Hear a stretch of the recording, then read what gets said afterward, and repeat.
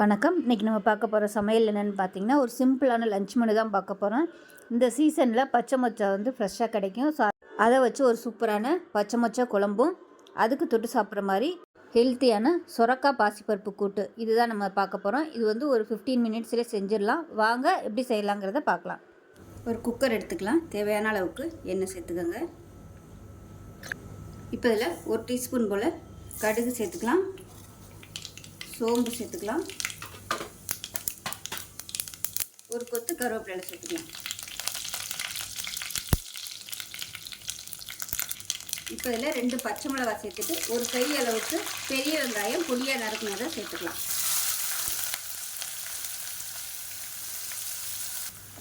வெங்காயம் லேசாக வதங்கினதும் 1/4 டீஸ்பூன் போல் இஞ்சி பூண்டு பேஸ்ட் சேர்த்து வதக்கி விட்டுக்கலாம். இஞ்சி பூண்டு பேஸ்ட்டு நல்லா பச்சை வாசனை போக வதக்கியாச்சு. 1 டேபிள் ஸ்பூன் குழம்புத்தூள், 1 டேபிள் ஸ்பூன் தனியாத்தூள், 1/4 டேபிள் ஸ்பூன் மஞ்சள்தூள், அதே மாதிரி ஒரு 1/4 டேபிள் ஸ்பூன் அளவுக்கு கரம் மசாலா சேர்த்துக்கலாம். இதையும் சேர்த்து நல்லா வதக்கிக்கலாம். இப்போ நல்லா வதங்கிடுச்சு. இப்போ ஒரே ஒரு தக்காளி மிக்சியில் அடித்து வச்சுருக்கேன், அதை சேர்த்துக்கலாம். நறுக்கி போடுறதுனாலும் போட்டுக்கோங்க.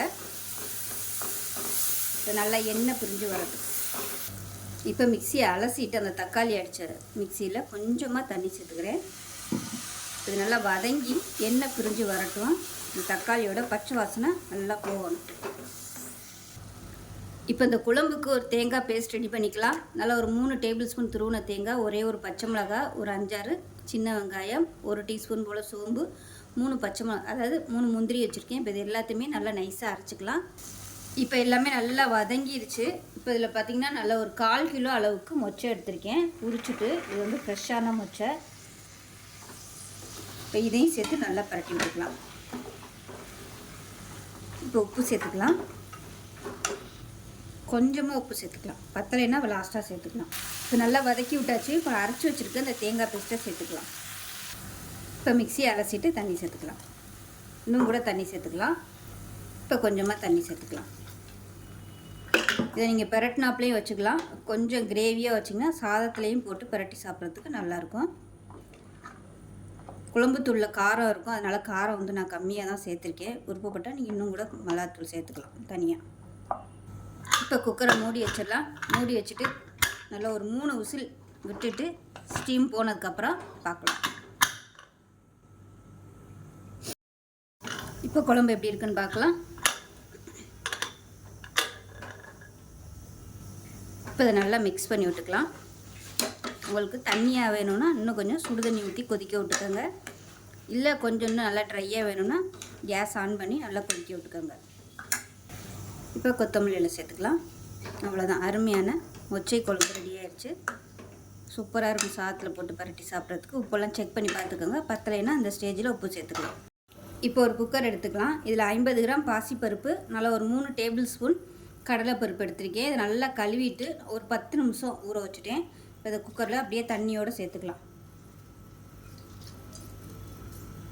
நீங்கள் வெறும் கடலைப்பருப்பு சேர்க்குறதுனாலும் சேர்த்துக்கலாம், இல்லை பாசிப்பருப்பு சேர்க்குறதுனாலும் சேர்த்துக்கலாம். கடலைப்பருப்பு சேர்த்தோம்னா சாப்பிடையில் நல்லாயிருக்கும். இப்போ இதில் ஒரே ஒரு தக்காளி, சின்ன தக்காளியாக 1 சேர்த்துக்கலாம். தக்காளி ரொம்ப சேர்க்க வேணாம். ஒரு 3 பச்சை மிளகாய் சேர்த்துக்கலாம். ஒரு கை அளவுக்கு சின்ன வெங்காயம், ஒரு 20 சின்ன வெங்காயம் இருக்கும், 2ஆக கட் பண்ணியிருக்கேன், அதை சேர்த்துக்கலாம். இது கூடவே நல்ல கப்பில் சொல்கிறதுனா ஒரு 3 கப்பு ஒரு பொடியாக கட் பண்ணது மீடியம் சைஸாக ஒரு சுரக்கால பாதி எடுத்திருக்கேன். தோல் எடுத்துகிட்டு சேர்த்துக்கலாம். நல்லா பிஞ்சு காயாக எடுத்துக்கோங்க.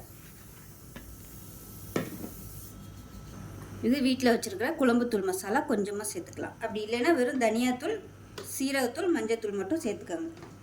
இப்போ வந்து மிக்ஸ் பண்ணி விட்டுக்கலாம். தண்ணி வந்து இதுக்கு ரொம்ப ஊற்றக்கூடாது,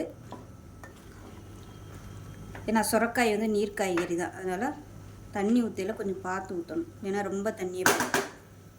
கொஞ்சமாக உப்பு சேர்த்துக்கலாம். இப்போ கொஞ்சமாக ஒரு 1/2 டம்ளர் அளவுக்கு மட்டும் தண்ணி விட்டுக்கலாம். பாசிப்பருப்பு கடலைப்பருப்பு வேகிறதுக்கு மட்டும், ஸோ அந்த பருப்பு முங்குற அளவுக்கு மட்டும் தண்ணி விட்டிங்கன்னா போதும். இப்போ குக்கரை மூடி வச்சிடலாம்.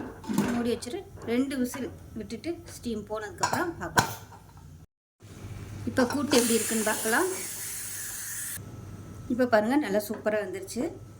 இப்போ இதில் ஒரு 3 ஸ்பூன் அளவுக்கு துருவன தேங்காய், 1 டீஸ்பூன் போல் பொட்டுக்கடலை, 2 வெங்காயம், சின்ன வெங்காயம், 1 டீஸ்பூன் போல் சீரகம், இது எல்லாத்தையும் சேர்த்துருக்கேன். நைஸாக அரைச்சிக்கலாம்.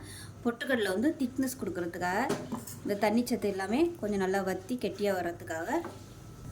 இப்போ தேங்காயை அரைச்சிட்டு வந்துட்டு பார்க்கலாம். இப்போ அரைச்ச தேங்காயை சேர்த்துக்கலாம். தேங்காய் துருவியும் போடலாம். துருவி போட்டு கொதிக்க விட்டிங்கன்னா ரொம்ப தண்ணியாக போயிடும். அதனால் இந்த மாதிரி பொட்டுக்கடெல்லாம் சேர்த்து தேங்காய் அரைச்சி சேர்த்தோம்னா கொஞ்சம் கூட்டு கெட்டியாக இருக்கும். இப்போ நல்லா கலந்து விட்டுட்டு மீடியமான ஃப்ளேமில் கொதிக்க விட்டுக்கலாம். இப்போ நல்லா கொதிச்சிருச்சு. இப்போ கேஸ் அமர்த்திடலாம். அமர்த்திட்டு இதுக்கு லாஸ்ட்டாக ஒரு தாளிப்பு கொடுத்துக்கலாம். இப்போ ஒரு பேன் எடுத்துக்கலாம். தேங்காய் எண்ணெய் சேர்த்துக்கோங்க, நல்லா ஃப்ளேவராக இருக்கும்.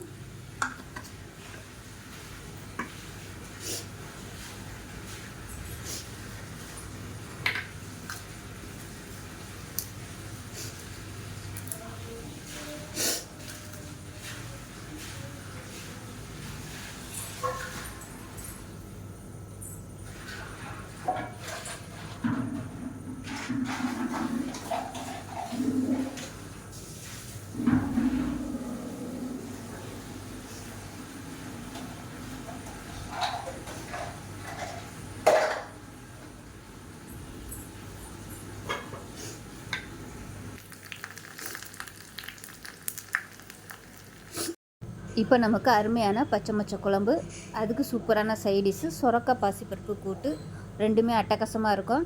இந்த சொரக்காய் கூட்டு சப்பாத்திக்கெலாம் கூட நீங்கள் இது மாதிரி தொட்டு சாப்பிட்டிங்கன்னா சூப்பராக இருக்கும். ஸோ இதே மாதிரியே செஞ்சு பாருங்கள். செஞ்சு பார்த்துட்டு எப்படி வந்துச்சுங்கிறத சொல்லுங்கள். வீடியோ பிடிச்சுன்னா லைக் பண்ணுங்கள், கமெண்ட் பண்ணுங்கள், சேனலை சப்ஸ்கிரைப்